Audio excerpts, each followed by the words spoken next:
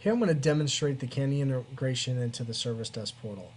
On this far right side, you're going to see that we add a section called Live Support. So I have the ability to call somebody that's actually online on the desktop support team, and it's going to verify against their presence in either Cloud for Customer or actually on the A2.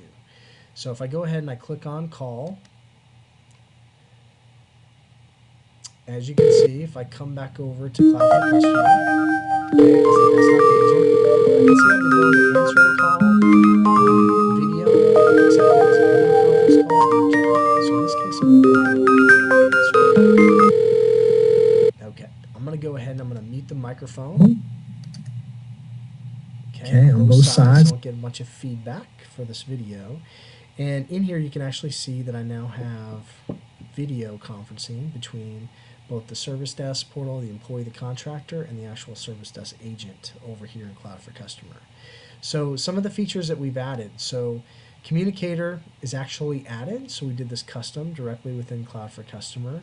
This is a little bit different than SAP Communicator that was implemented in release 1505. So this is integration that we did directly in, and it took us all of 3 days to actually add this into Cloud for Customer. So the ability to add real-time communication in your application is indeed a fairly simple, straightforward task.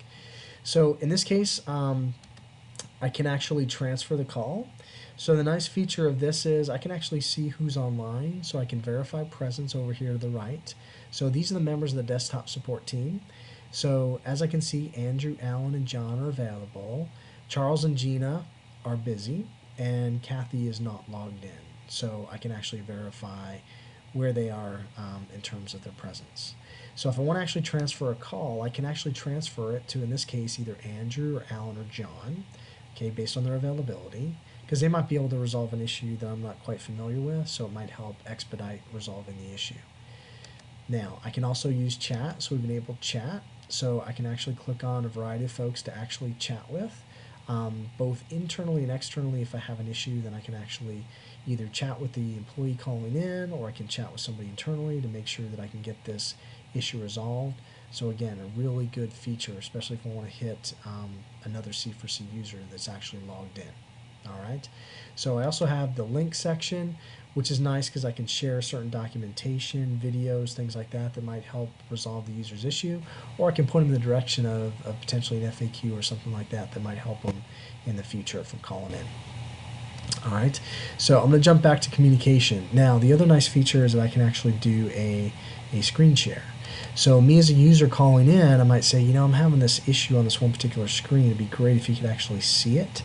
So I can actually click on the screen share icon, and it's going to bring up all my open browser sessions or applications so I can share that. So in this case, I'm going to go ahead and I'm going to click on this window. Click share.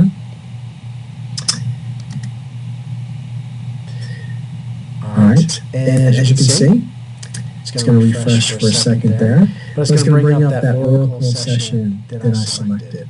So in this case, it shows it superimposed for me as an employer contractor, but more importantly, it's going to show a bigger view of that over here for the desktop agent, so they can potentially see that error message or the question that you had about a particular, in this case, an Oracle responsibility or a feature that you need access to. All right. So again, this is what we added to the Service Desk portal. As you can see, the clarity is very good, and it will add a lot of value internally for us here at Genentech.